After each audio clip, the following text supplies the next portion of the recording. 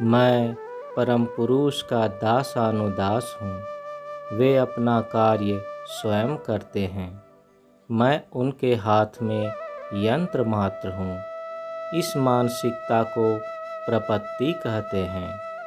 प्रपत्ति की व्युत्पत्ति है प्र जोर पत जोर अक्तिन प्रपत्ति। प्रपत्ति भाव के साधक दुख को दुख, सुख को सुख कहकर नहीं मानते। वस्तुतः सुख दुख को वे प्रसन्न चित्त से ग्रहण करते हैं। इस प्रपत्ति मानसिकता के विपरीत दिशा में है विप्रपत्ति। विप्रपत्ति में मनुष्य भूल करके सोचता है कि वही सब कुछ करता है, दूसरा कोई नहीं, वही सब कुछ करता है। इस प्रकार की त्रुटिपूर्ण मानसिकता के फलस्वरूप क्रमशः वह स्थूल भावापन्न होता है। प्रपत्ति के समय मन का भाव ऐसा होता है कि उनकी ही इच्छा से सब कुछ होता चल रहा है। वे अनुकंपा करके मुझे अपने यंत्र के रूप में व्यवहार कर रहे हैं।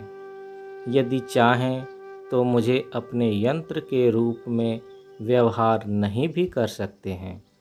वे मेरे द्वारा कार्य कराएं या न कराएं, वे जैसा चाहेंगे वैसा ही होगा। प्रपत्ति भाव के साधक के मन में मुख्यतः इसी प्रकार की भावना रहती है। प्रपत्ति का पूरा आनंद लेने के लिए मनुष्य को परम पुरुष के चरण में संपूर्ण रूप से आत्मसमर्पण करना होगा। वैष्णव मतवाद और सूफी मतवाद संपूर्णतः इसी प्रपत्ति भाव के ऊपर आधारित है। इस प्रपत्ति भाव की सुंदर अभिव्यक्ति नीचे के गान में घटित हुई है। सकली तोमारी इच्छा, इच्छामयी तारा तुमी, तोमार कर्म तुमी करो माँ, लोके बोले कोरी आमी। पंख के बद्ध करो कोरी, पंगुरे लंघाओ गिरी, कारे दाओ माँ ब्रह्मपद, कारे करो अद्यगामी। आमी यंत्र तुमी यंत्री, आमी घर तुमी घरनी, आमी रथ तुमी रथी माँ, जे मन चलाओ ते मन चली। आध्यात्मिक दृष्टिकोण से विचार करने पर प्रपत्ति के सिवाय और कुछ नहीं है। संक्षेप में कहने पर प्रपत्तिवाद का विश्वासी साधक कभी भी कोई असत या अशुभ कर्म में रत नहीं रह सकता। जड़वाद स्थित है विप्रपत्ति के ऊपर, इसलिए जड़वाद में केवल दुख ही दुख है। इसलिए जो मनुष्य जड़वाद का विश्वासी है उसका विश्वास करना कठिन है। प्रपत्तिवादी का स्पष्ट वक्तव्य है, मौन गरीबेर की दोष आछे, तुमी जादूगरेर मेये श्यामा, जेमन नाचाओ तेमनी नाचे। जो पूर्ण आत्मसमर्पण कर पाए हैं केवल वे ही प्रपत्तिवाद के संबंध में कुछ बोल सकते हैं।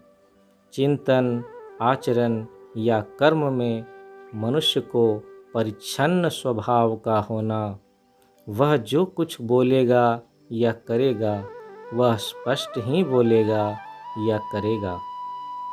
जीवन के किसी क्षेत्र में उसमें अंतर कुछ बाहर कुछ ऐसा नहीं होगा।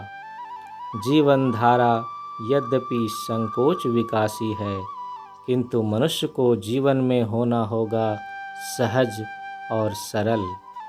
सत्ता विशेष की गति यद्यपि संकोच विकासी है, किंतु उस गतिशील सत्ता को सहज सरल होना होगा। ना हम मन्ये सुवे देती, न वे देती वेद च, या नस्तद वेद तद्वेद, नो न वे देती वेद च। मैं यह नहीं कहता हूँ कि मैं उस परम सत्ता को जानता हूँ, क्योंकि वे परम सत्ता हैं। जानने नहीं जानने के बाहर के तत्व। प्रपत्तिवाद की मूल बात है मैं हूँ, तुम भी हो और तुम मेरे ही हो। और प्रपत्तिवाद की अंतिम बात है तुम हो प्रभु, केवल तुम ही हो। मैं हूँ नहीं रहने से प्रपत्तिवाद का आरंभ ही नहीं होता है।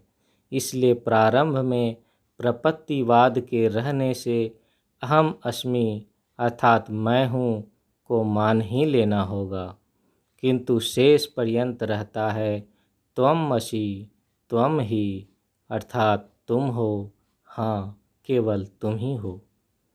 श्री श्री आनंद मूर्ति, पटना, 16 अगस्त 1978।